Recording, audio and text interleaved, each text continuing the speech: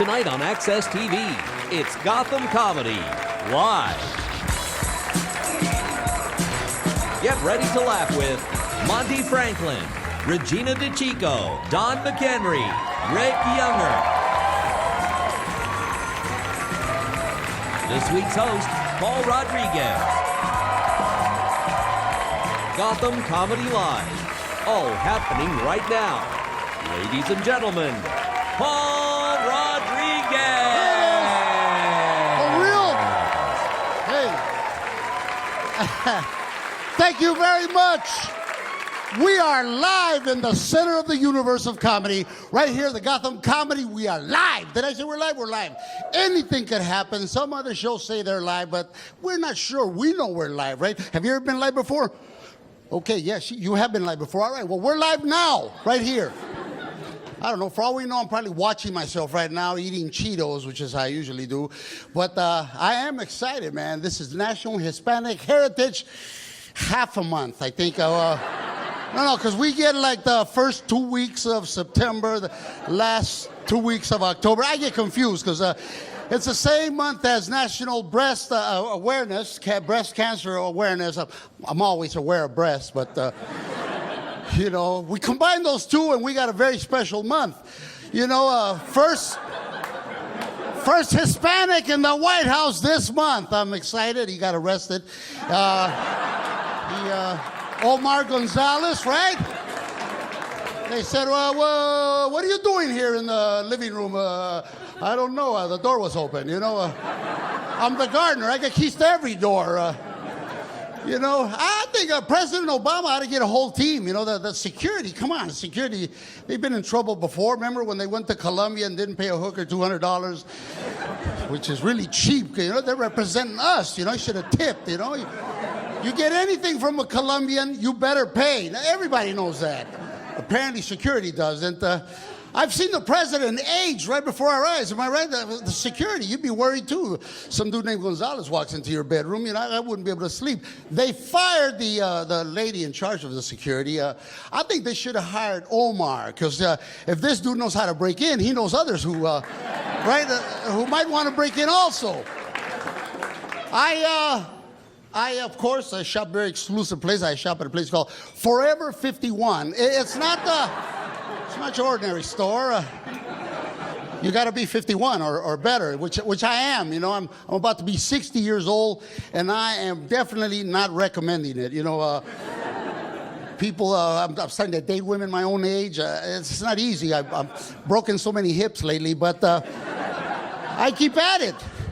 I had to go get, you know, something I'd never done before. I had to get my prostate checked, and that's really uncomfortable, you know, because I'm butt naked. Like, let me show exactly how the doctor did it. I'm like this, and there's a guy behind me with something about this big, and he puts it right in the center of my existence. And I jump. I said, hey, warm it up, man. It's cold down there. You know, put it under your arm, blow on it. I don't care what you do. You know, I got Obamacare, I told him. He said, oh. So you got Obamacare? I said, you damn right I got Obamacare. He said, in that case, stick a figure up your own ass. Apparently he's not happy with the plan, but he pushed and it wouldn't go in, so he asked the Filipino nurse to help him, and they're pushing me and the chair across the room till I said, why don't you use some lubricant or something? And he said he couldn't do that because it might affect the results. And I said, well, let me help you out. Because everybody knows that's God's lube, right? I mean, you know, it's your own cells. They'll recognize the butt cells and your mouth cells. They go, come on, let them in. So he starts wiggling it, and he tells the nurse, he says, boy, we got a tight one. I said, damn right I'm tight. I'm tighter than the economy, if you want to know it. He finally gets it 1 inch in there, and it's, yeah, you know what I mean. It's, my eyes are watering, you know, I'm nervous. He said, you know, it'll feel better the further I go in. I go, I don't see how that's possible. He goes in 2 inches, and it ain't feeling better, and he's wiggling it. I begin to giggle like a schoolgirl because I guess that's what you're supposed to do. But let me tell you, he says, whoopsie daisy. And I said, I'm Mexican. I don't know what that means. He puts it in 3 inches, and something really strange happened. It felt good. It did. I don't know how to explain it, but I was all confused. I started to second guess my life. I said, well, maybe I've been living a lie. I don't know. Maybe I should go to the parades and feng shui my room or do some of the things that you're supposed to do. And like everything else in life, the minute it started to feel good, it was over. He was pulling out, and this time my butt became like Chinese handcuffs. I didn't want to let go. I said, hold on. I mean, why are you rushing? I'm a Capricorn. And he pulled it out, and I felt used. But if you're Latino, we have the highest rate of cancer because we, like African Americans, Latinos, we like to eat a lot of fried food. And, well, Mexicans, we refry it. It ain't fried enough for us. So if you are around my age, go get it done. Don't take no chances, all jokes aside, because I'm going to go again tomorrow. I don't know, but can't take no chances, It's the way it is. I guess we're living in a dangerous world, You can't turn on TV without something, Ebola. Now when I fly, man, I wear like a doctor's mask, I like to give physicals to people sitting next to me, They begin to cough, fuck it, I'm moving, Yeah, it's I don't know, it's afraid of death. That's really what the fear is, other than being my age. For those of you that are going to be 60 eventually, I'll tell you what it feels like. Every day is a struggle. You got to stop from walking like an old man, because before you know it, you're walking like, your neck won't move no more. Somebody whistles at you, you got to turn the whole body. What the? Well, you're talking to me? Your neck goes, shit, it's a blast. Sex, it happens. Not that often. I get erections at the most inappropriate times. I'll be in church and this lady look at me and I go, what? I like the sermon. What's your problem? It was very inspiring. Now when I masturbate, all I think about is all the money I'm saving because it's expensive. Am I right, fellas? I'm going, oh, that's $300 right there. With the economy and all. I am excited to be here in Gotham, the center of the comedic universe.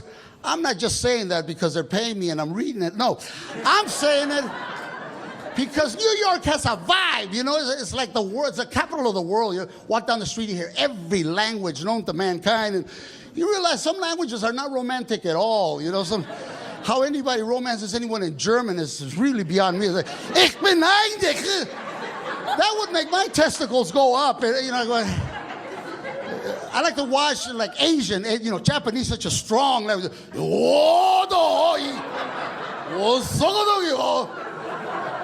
And I'm going, what the hell is that?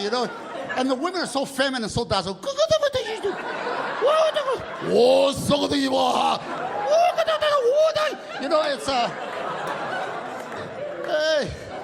It gets the job done, I guess, The most romantic language is Portuguese. Any Portuguese people? Oh, man, am I right? Am I right, Brazil? Yeah, I got an erection now already, and she's there. But that's what's it all about. Folks, one day, years from now, when we all intermarry, when blacks, whites, and Asians, and everybody, when we all become Filipinos, we're going to be a better class of people. We'll find some other reasons to hate each other. But today, there's nothing but love here. It is my privilege to bring on some of these comedians. They're hot, they're new, they know what's happening. And I'd like to bring on the first comedian for the evening. Not right now, though. I'd like to bring him on later. Right now, I would just like to tease you, but I don't know what I was saying. Dementia is one of the things that happens when you have to be my age. You think you read a sign that said bring him on, and then all of a sudden it says don't. But that's just me, because we're live. Are we live? Yes, we're live. We'll be right back. Don't go away.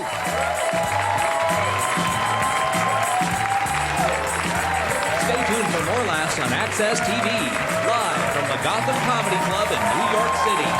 Monty Franklin is taking the stage when we return.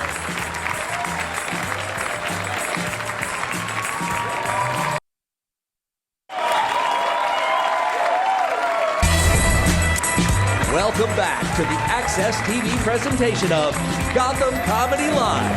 More laughs happening right now. All right.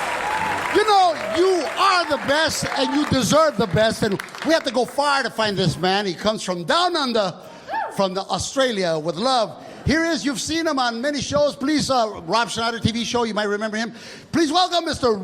Right, I was going to say Rob Schneider. Please welcome Mr. Monty of Franklin, ladies and gentlemen.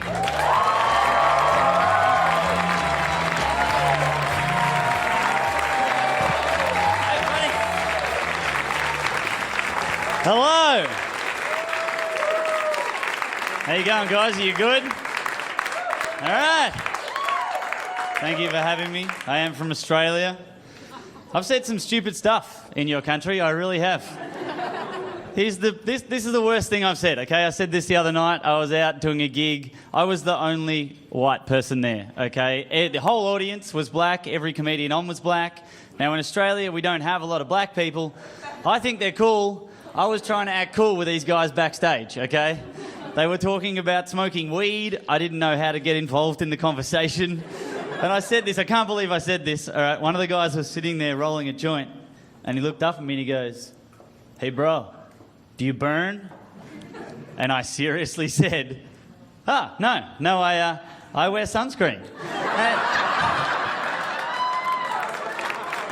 Like, as I said it, my brain's gone, "No, you idiot! It means do you smoke weed? It's got nothing to do with your complexion. Leave the room." But I had a good night with these guys. They were fun. At the end of the night, one of the comedians comes up to me and goes, "Hey, man, nice meeting you." Went to shake my hand. Now, in Australia, you shake someone's hand like this. That's it. No other moves or anything. You've all lived here your whole lives. You can make a judgment on someone and go, he's probably a flick and a twist kind of guy. And you can bluff your way through. I don't know what I'm doing, okay? So I go to shake this guy's hand. He started doing his moves. I panicked and went, "Oh, what the fuck's going on here?" And I went like this. I did that. What the hell am I doing that for? What am I, in Point Break? I knew that was wrong. I looked at him and I panicked even more and just went, I'm an idiot. I grew up thinking my father was an idiot. I did. I'd sit there in the back seat of the car, two sisters with me, my mum in the passenger seat, my dad driving. I'd just look at him and go, "This guy's an idiot." What does he do? He doesn't do anything. He's just sitting there. He just sits there driving like this. He doesn't say a word. My mum calls the shots. She tells us what to do, tells him what to do. He's just sitting there, and every now and then he'll just be like, "Oh, yes, yes, dear. Yes, dear." And then just back that. And I remember sitting there looking at him thinking, is this what I have to look forward to? This is what I'm going to turn into? And then it happened to me. I've been dating this girl for about a year now. We went to the airport to pick up a friend of hers. She hadn't seen her friend in a while. Her friend was coming in from overseas. We're waiting there at the airport. She was stuck going through customs, which, by the way, is terrifying for any foreigner coming into your country going through customs, okay? I've even seen American people waiting in line shitting themselves. I'm from here, I've got a passport here, but I don't think they're going to let me in. I don't know. Every time I go through there, I'm the most polite person in the world to the person asking me questions. I'm just, "Yes, sir. Yes, sir." And then as soon as I go through, I don't know what it is. There's something in my head and I walk through and go, "Suckers." Like I got away with something. I wasn't doing anything wrong. I think everyone does that. Have you ever been driving along and seen the cops in your rearview mirror and the lights are on and you're like, "Oh, no, I can't afford this," and you go to pull over and they drive past you and you just go, "Ha, suckers." Like you're committing crime, like you're evading the law. No, you're not. So anyway, we're waiting there for her friend to come out. She was taking ages. She finally got into the car. We're driving along. They hadn't seen each other in a while. The conversation they had was the most ridiculous thing I've ever heard in my entire life. I can't remember exactly what it was. It was along the lines of my girlfriend going, "Did you know at Urban Outfitters I'm a size small, and then at Forever 21 I'm a medium?" And her friend going, "Oh my God, at Forever 21 I'm a small, and at Urban Outfitters I'm a medium." And I was just looking at him going, what the fuck is going on right now? And I found myself just do this as I was driving along. And in that moment, I realised what my father was doing all those years ago. He was just blocking out the insanity that was sitting next to him. Just living in his own world. Every now and then just saying something to let my mum know he was paying attention when he wasn't. And there's only 3 things, guys, you need to say to let your girl know you're paying attention when you're not. 3 things. The first thing, all you need to say is, "Pff, I know." Bang. That's the first thing. Okay. Second thing, "Oh, that must be frustrating." And the third thing, "Oh, that Becky, she's such a bitch." Now, you'll have to insert your own name there. For me, it's Becky, okay? Find out who your girl hangs shit on the most. It's probably her best friend, okay? And just insert her name, and you can just live in your own little world. My father was a genius. He was at...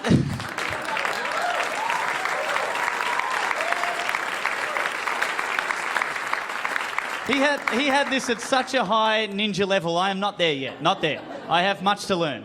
He wouldn't even listen to a thing my mum said. He would just wait for trigger words. And a very good trigger word, guys, if your girl ever says, "right," just straight away, "Pff, I know," bang. Squashed. And just in your own little world. And you know what we're thinking when we're in that little world, girls? Suckers. Thank you.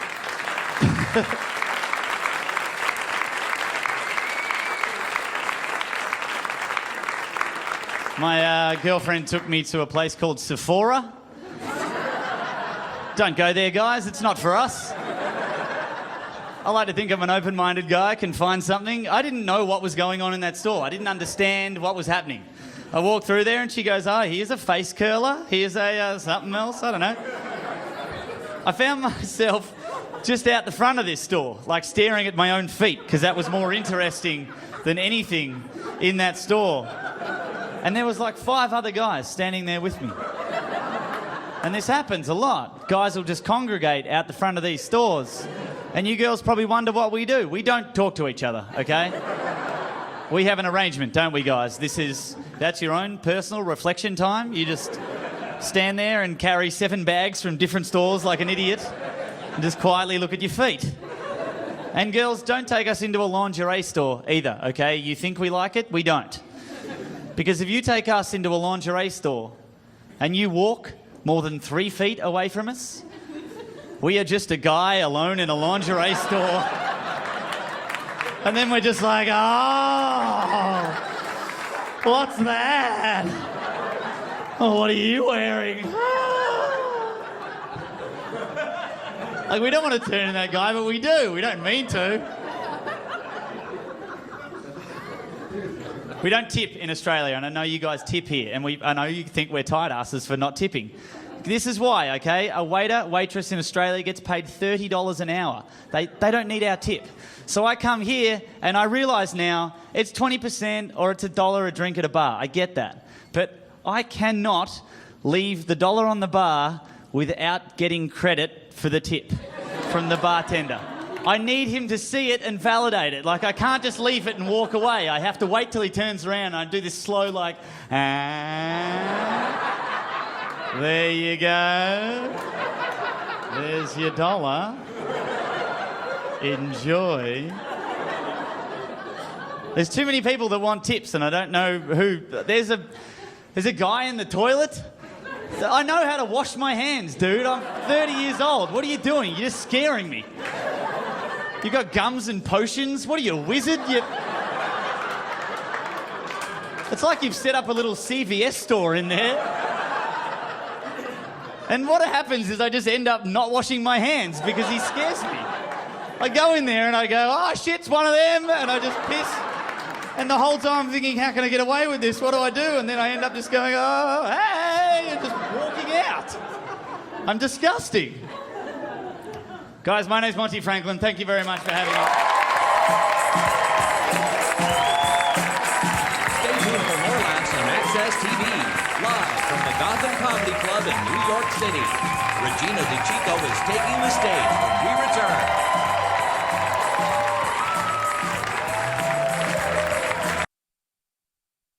Welcome back to the Access TV presentation of Gotham Comedy Live. More laughs right now. Yes, we are. All right, it's time now to have a lady, a feminine, a woman, right? What do you say, ladies? Here she is representing. This is her live TV debut, so be gentle. Her name is Regina Decicco.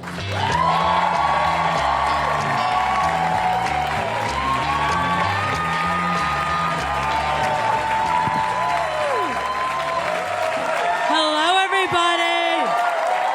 You guys.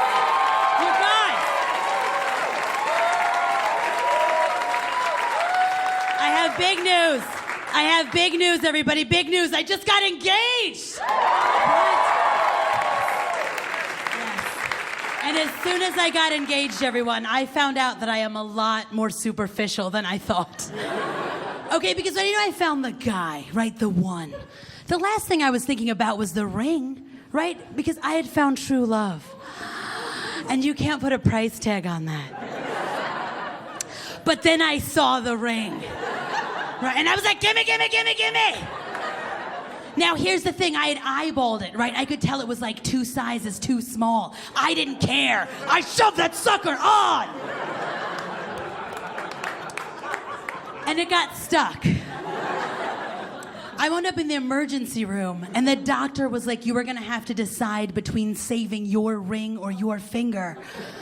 Right? And I was like, Doc, can I just get a second try? And that's when I realized it was no longer about my fiancé, right? Like, it was all about this ring.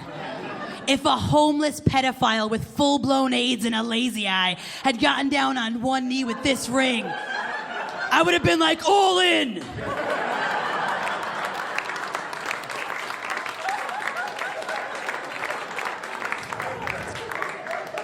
You guys may have noticed by now it sounds like my voice fell down the stairs. Yeah, I'm well aware, but you know who's not, you guys? 70-year-old ladies, right? I know, I just did a benefit for them, not one laugh. Then I heard them talking in the front row. Her voice doesn't sound odd to me, Agatha. Me neither.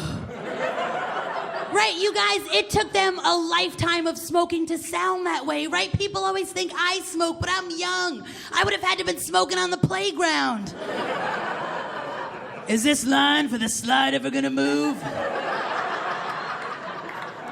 Is it me or does recess get shorter? Every year. Right, but I did sound like that on the playground. So it was impossible for me to call my friends growing up.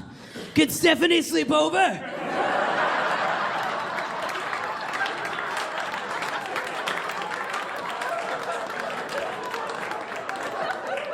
Who is this? Regina from class. You sick fuck. Tell Steph to pack up her PJs and meet me on the playground. I'll kill you, you pervert. Right, awful, you guys, awful. Oh man, so I always struggle with my weight, you guys, right? But if I want to know how I'm doing, I don't like to go by the scales, right? I don't like to go by how my clothes fit. I like to go by the reaction of my Jamaican doorman. Right? Because for a while I was hitting the gym hard, right? And Albert pulled me aside. And he was like, men in the Caribbean don't like it when women lose a lot of weight. But I saw him yesterday, and he was like, men in my country would line up for you. I was like, shit, I have to get back to the gym. I learned that lesson the hard way. Man. But I'm not good at being romantic, you guys. I'm not. Like, an ex-boyfriend told me the movie Titanic made him think of us. And I was like, oh, like that time we went on a cruise and you died? Right, like I just don't get it. So where I really shine, you guys, is the bedroom, right? Candles, why? The lights are on and it's a fire hazard. I don't need lotion. I am already sweaty. And silk pajamas, they don't breathe. Like I said, I am already sweaty. Right, but you guys, my fiance called me out on it. So I decided to consult the experts, right? Cosmo. I was like, okay, what he's thinking. All right, would you turn him on? So I decided to whisper sweet nothings in his ear while he was sleeping. All I want to be is closer to you.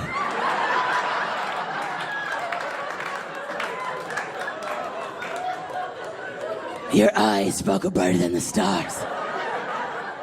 You guys, my fiance woke up in a cold sweat, panicking, okay, thinking he was being raped by Harvey Fierstein.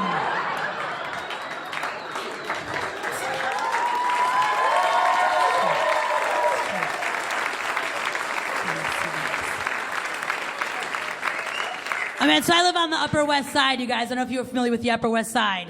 It's full of nannies and babies, right? Not moms and babies, nannies and babies, right? So it's a beautiful day today, right? I was on the Upper West Side. I saw this nanny pushing a stroller. And while she was pushing a stroller, she was doing a scratch-off ticket. And all I wanted was for that nanny to get 3 pots of gold and be like, fuck you, baby!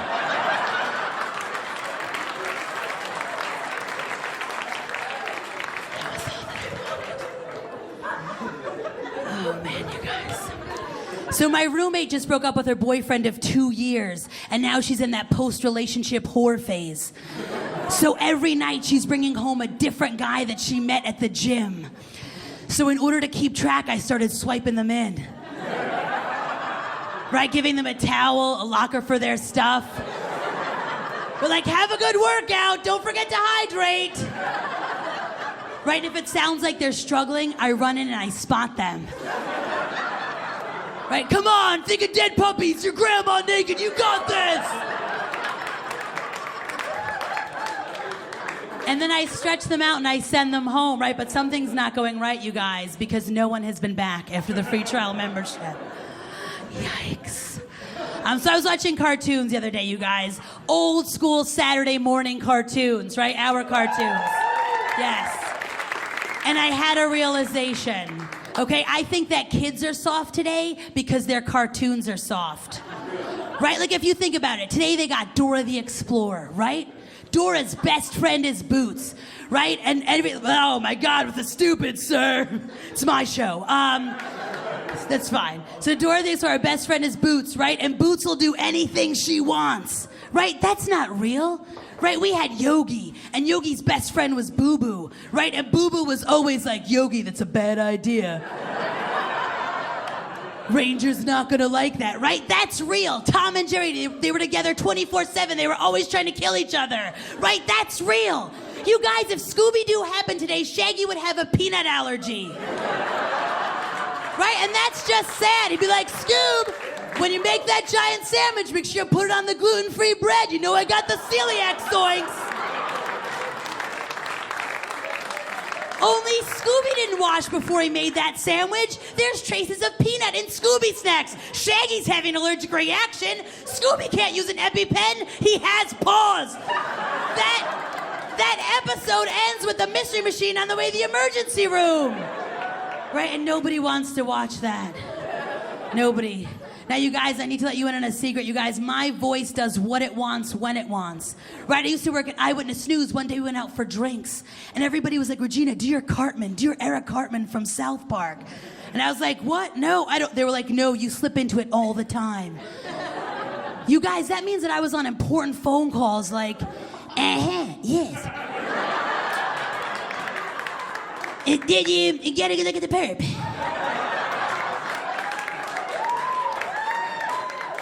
I see. 6'2", 200 pounds. Black. Not surprised. Were there any cheesy poofs at the scene of the crime? Okay, if you have any information, call 1-800-SUCK my balls.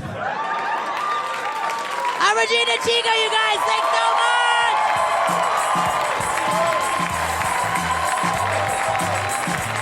Stay tuned for more laughs on Access TV, live from the Gotham Comedy Club in New York City. Don McEnery is taking the stage when we return.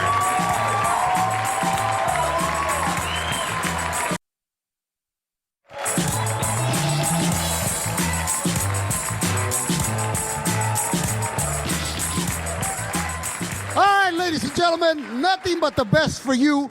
This young man was nominated for an Emmy on Seinfeld, so you're going to love this. Please welcome Mr. Don McEnery.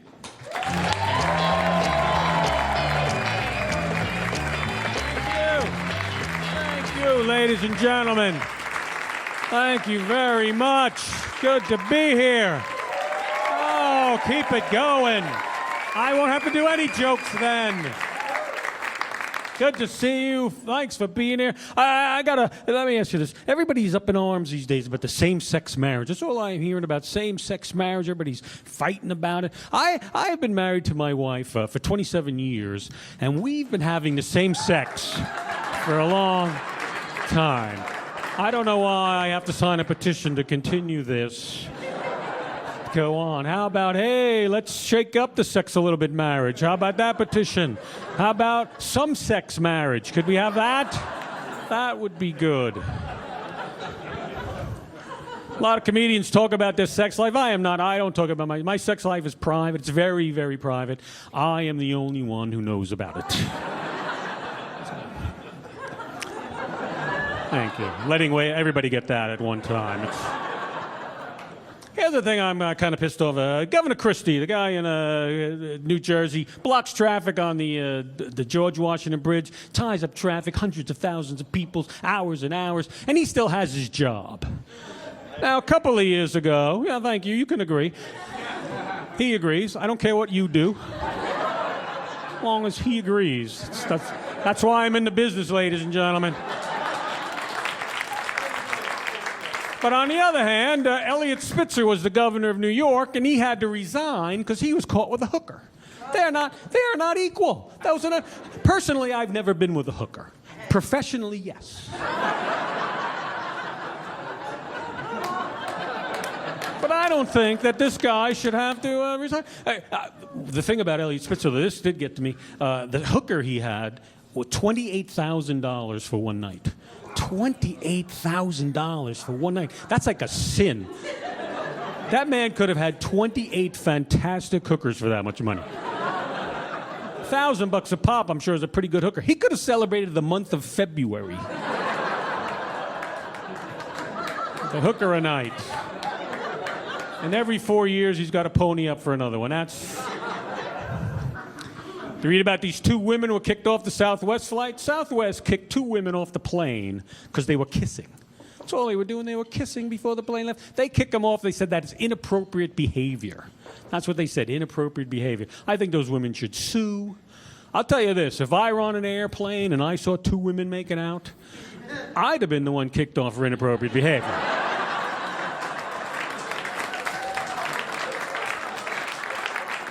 Be a completely different story. Be like, hey, stewardess, could I get a cleanup here in 25B? And could you wipe off the back of the head of the guy in 24B? And 23B? I got a little on 23B.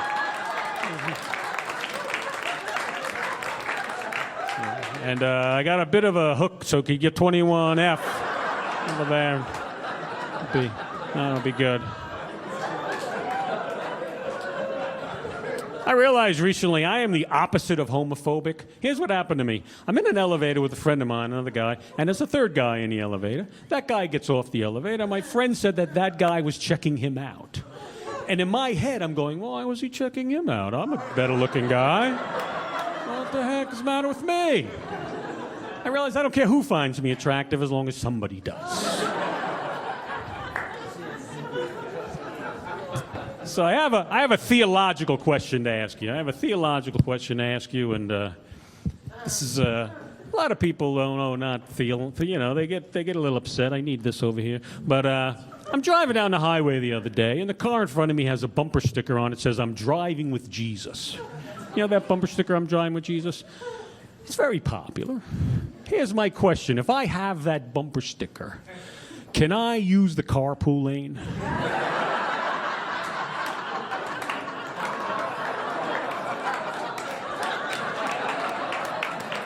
I don't know either. I don't know the answer.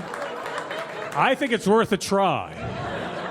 Because even if you get pulled over, you just roll down the window and go, "Hey, officer, have you met our Lord?" What's in the bottle? Well, it was water.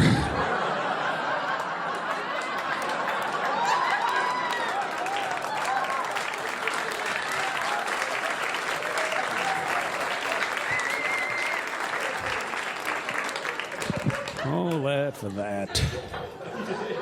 Donald Trump. I saw Donald Trump the other day. I hate Donald Trump. You know who I hate worse than Donald Trump? His two sons, Eric and Donald Jr. I'm not making this up. They went hunting in Africa, shot and killed an elephant. They killed an elephant. I'm not even against hunting. Go shoot a moose. A lot of moose out there. There are not a lot of elephants. Elephants are endangered. They're also very intelligent. Scientists have discovered very recently that elephants are more intelligent than Donald Trump's two sons. So, they're always working. I'm surprised more people don't know. They had one little press conference and it never came up again. Donald defended his sons. He goes, "They've been hunting since they were children." And I looked it up. They went hunting, and the first time they went hunting, they were 8 and 10 years old. On their first hunting trip, they killed a badger and they skinned it, and they gave that to Donald, and he's been wearing it on his head ever since.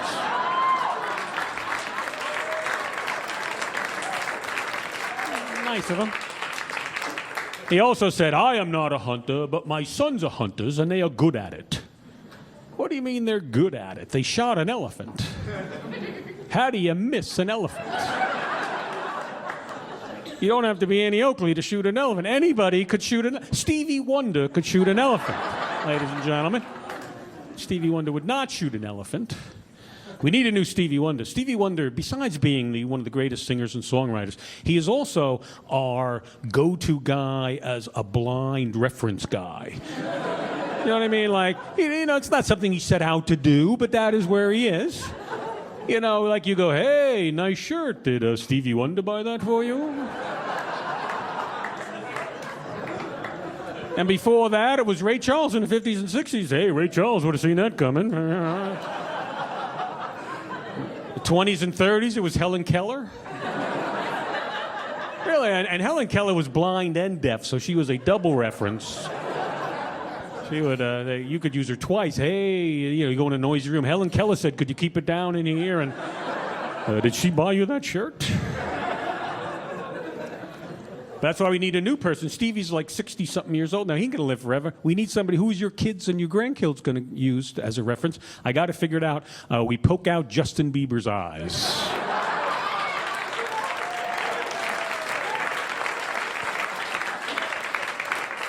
I usually get a lot of support on that. So I saw this thing the other day. There's a pizza place in Washington State is selling pot-infused pizza. Pot-infused. This is a genius idea. But listen, this is food that while you're eating it, you get hungry.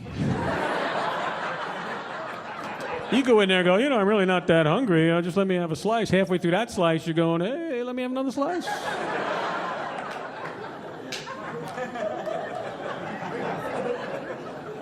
I saw these scientists on CNN the other day. They're studying marijuana. They're doing a 5-year study of pot, find out whether is pot addictive or not. That's what they want to know. Is pot addictive? I could save them a lot of time. Ladies and gentlemen, I have smoked pot every single day, morning, noon, and night, for the past 30 years. Okay. And I'm not addicted.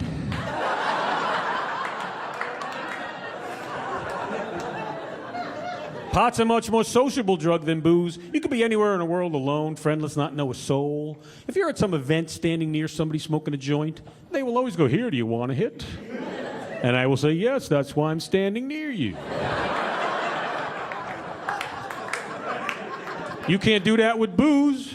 You can't walk up to a stranger at a bar and go, "Hey, can I get a sip?" You guys are terrific. My name's Donald McEnery. Thanks, folks. Stay tuned for more laughs on Access TV, live from the Gotham Comedy Club in New York City. Rick Younger is taking the stage when we return.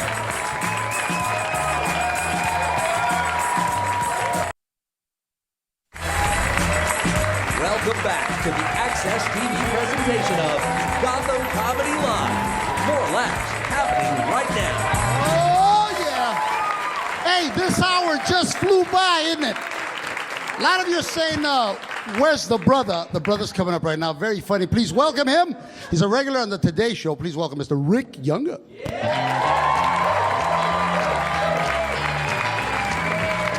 Oh, thank you. I feel the love, everybody. Thank you so much. Oh, all right. I don't have a bunch of time. Calm it down. Let's get this thing going. All right. I just want y'all to know, as I look out over the crowd, you guys are like a representation of New York to me, because as I look out over the crowd, I see cultural diversity. That's one of the things I love about living in New York. New York is so culturally diverse to you always see things that just totally shoot holes in all the stereotypes. And I saw something not too long ago that really touched me. I was on a subway platform at 59th Street and Columbus Circle, and I saw 3 Asian tap dancers. Oh yeah, they were getting down too. They doing tricks and things. I mean, people are walking by putting down their money. I mean, even black folks are walking by going, "Look at those Asian tap dancers." And it inspired me so much I came back a couple of days later with a couple of my boys, and we started doing martial arts. Now we're doing Tai Bo and Tai Chi, and they're tapping, and now we're having this cultural exchange of Asian tap dancers and black martial artists, and people are walking by putting down their money, and then we robbed them. Because we didn't want them to think we had small penises. That's right, one stereotype at a time, people. Rome was not built in a day. Oh man, I hope y'all having a good time tonight, but really I don't care that much. No, because I'm just happy to be out of the house, people, because I got a 5-year-old back at home. Oh yeah, you know what I'm talking about. Sometimes when you got a 5-year-old, you're just happy to be around other adults. Because I'm here to tell you, 5-year-old is the closest thing you ever find to an animal. Yeah, because they're primal at that age. And my son, all his energy, all of his emotions right there on the edge, and he's just like constantly like, ah! Ah! Ah! I'm like, I think he's putting in that last-ditch effort fighting against being domesticated. No, what it really is he's still dealing with the terrible twos. And I know what y'all are saying, Rick, you told us he's 5 years old. What do you mean he's still dealing with the terrible twos? See, people think terrible twos starts on the 2nd birthday, ends on the 3rd birthday. No. Terrible twos starts sometime during the year your child turns 2, and I think it ends around like 18 when they move out of your house. Yeah, and you can't beat kids these days. You know that you can't beat kids. Yeah, people always look at me like I'm evil when I say, "Oh, he's an evil man. He wants to beat kids." You damn right I want to beat kids. Everybody who has kids wants to beat kids. You may never beat your kid, but you want to beat your kid. I mean, who doesn't want to beat kids? I mean, it's an easy win. Who doesn't want to fight somebody they know they can win against? And my wife had to explain it to me. See, my wife is white. She explained it to me. She said, "Ricky, see, what you don't understand is that when white people, when we hear beat, we think of a different level of ass whipping. See, black folks, we use beat to cover everything. All forms of corporal punishment is just beat. Yeah, see, people hear me say beat, they think I want to punch my son in the face. Well, I do want to punch my son in the face. But I would never punch my son in the face. But you got to realize that your kid will do things that if an actual adult had done the same exact thing, you'd have to fight them. I'll give you a perfect example. A couple of years ago when my son was still dealing with the whole potty training thing, he's sitting in the living room watching his favorite TV show, Yo Gabba Gabba. He's all in, he's focused, he's watching Yo Gabba Gabba. But halfway through Yo Gabba Gabba, he starts leaning to the side like, "Oh, what is going on Yo Gabba Gabba?" He is pooping his pants. But now all of a sudden he doesn't want the poop on him, so he gets up in the middle of my living room, starts to pull down his diaper, pull up whatever the hell he had on at the time, starts to pull it off and just drops a huge hunk of shit in the middle of my white rug. Now I got to explain to him that he can drop a huge hunk of shit in the middle of my white rug, but I can't hit him and I can't say the word shit. I'm like, why did you poop on my rug? You do not poop. Don't you ever poop on my rug. Oh, I wish this was the 70s. I wish this was the 70s.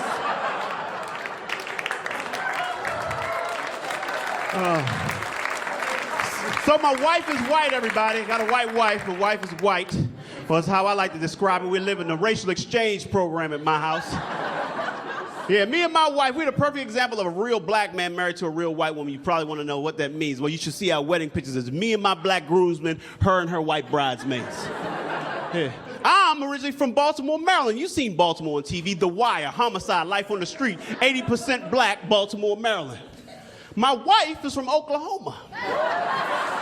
Yeah, so when I go to visit my wife's family, I get off the plane, my feet hit the ground, black population rises by 100%. So we have learned a lot. We have learned a lot being together. We made a lot of observations. One of the things we've observed, one of the things we've learned is this. Black people think everything is about race. And it is. But white people think nothing is about race. Oh, and it's so frustrating. I had to explain to my wife, look, baby, I've been black long enough. You got to trust my black spidey senses.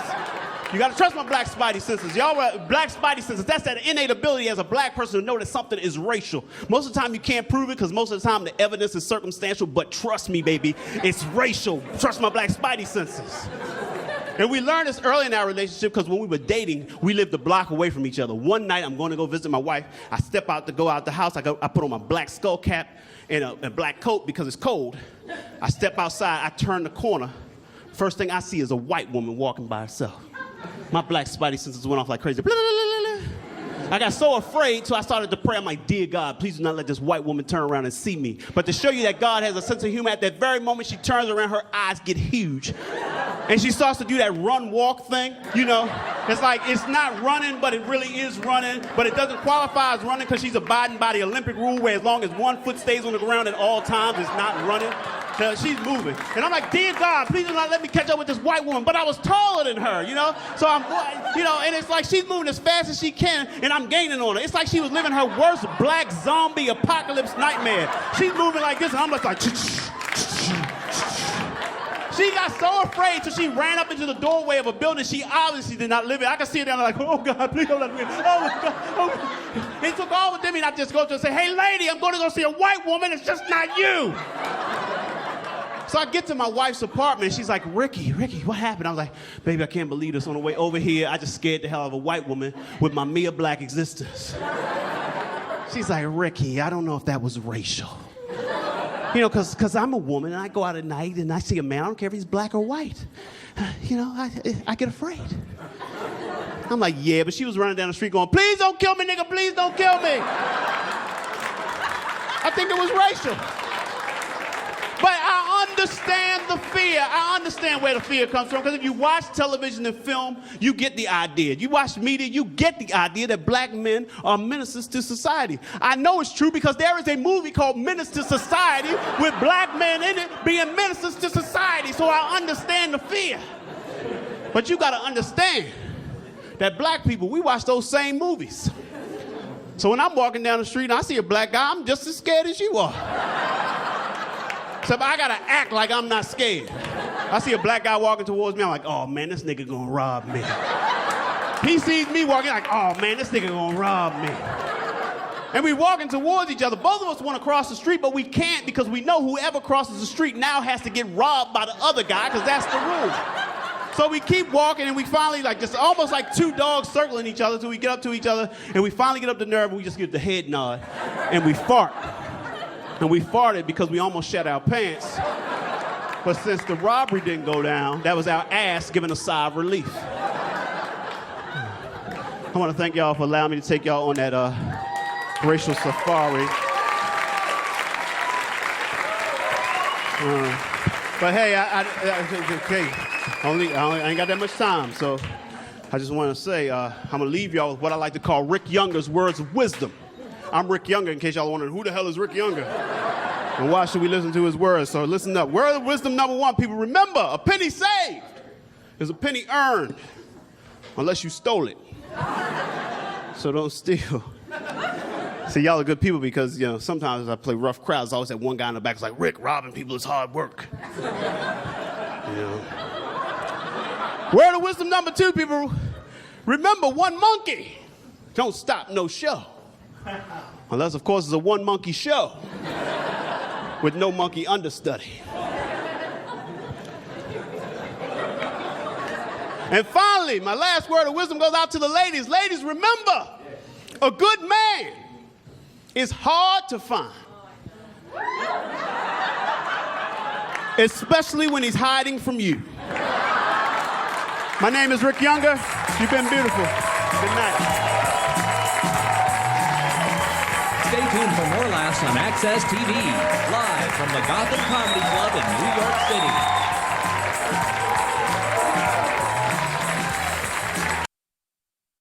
And there it is. There's the hour already, huh? Your best. Please help me. Please help me welcome the comics tonight. Let's hear it. Come on over here. There they are. Monty Franklin. Here she is, Regina, Decicco, Don McEnery, and of course, Rick Younger. We are the United Nations. Thank you very much. Yeah.